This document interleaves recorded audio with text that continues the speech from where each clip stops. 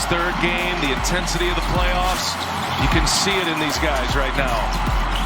Murray trying to shake Caruso. Here's a three-pointer. Oh, it's good!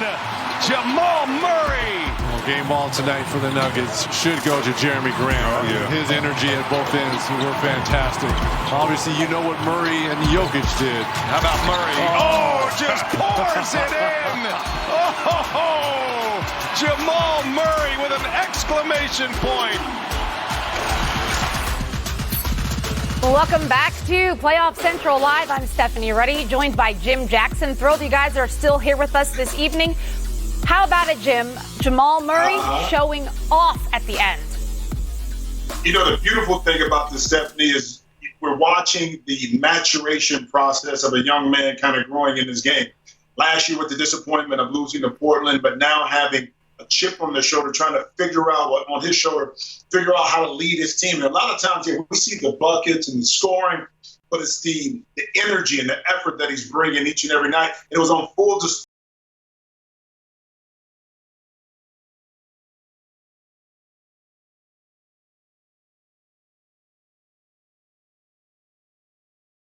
I thought, in particular, late in the game when the Lakers made their run, you need to have somebody to lean on, okay? Now Jamal Murray is starting to get in that category as that point guard that not only can score, but he places his team into situations now that they can be successful. So outstanding performance by this young man.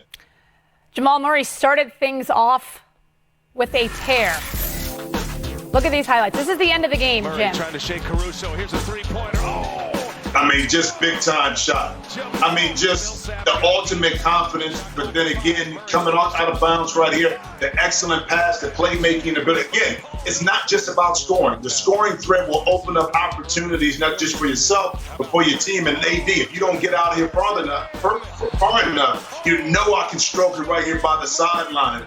Just a beautiful effort down the stretch of the game. But the thing I love about it, he was poised, he was concise, he knew exactly what he needed to do to end the game.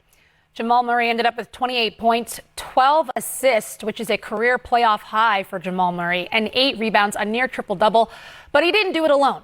His teammate Jokic set the tone very early, scored in the first quarter, and you might have noticed, Jim, that the energy level was high, starting with his play.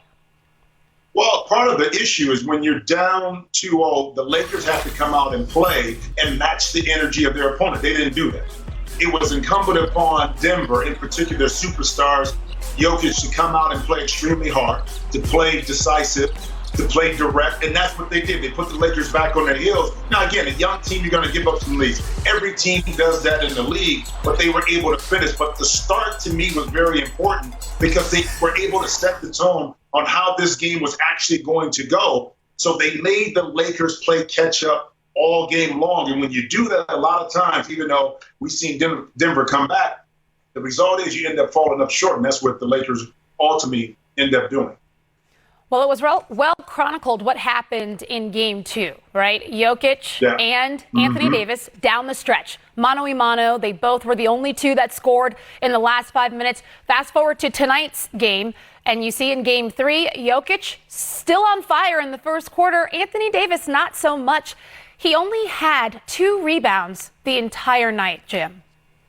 Yeah, well, you know, here's the thing, too. He had to work so hard to get his shots. It was a time period late in the game where we saw LeBron James bring the ball up the court. They kind of had to wait for Anthony Davis to join the remaining 4 guys on their side of the court, which means that he was tired. So if you're Denver, of course you take advantage of that. How you do that? You put him in pick and rolls. You force him to have to play defense. Now, on the offensive end, his shots then ultimately come up short. So right now, smart plays by Denver on the offensive end to force Anthony Davis to have to guard a little bit more to tire him out because he couldn't complete the game like we saw in game 2. Well, what we did see was his teammate LeBron James turn it up. At the end of the game, you mentioned the Lakers went on a run, 19-2 run in the fourth quarter, led by Rondo's defense and LeBron James' dominance. His ability to continue to do that had another triple-double tonight. Well, he did. I mean, LeBron played fabulous, but it's a little too late because when you get down the amount of points they did, 18 to 20 points, you expend so much energy to get back in the game again. Not only did he lock up, but Rondo fabulous in getting steals and getting the Lakers the ability to get out in transition and score the ball. But once again, what you end up seeing a lot of times is that effort is not rewarded by the score, because at the end of the game you come up short. Denver was able to kind of get their second win, respond when they had the opportunity to complete the game.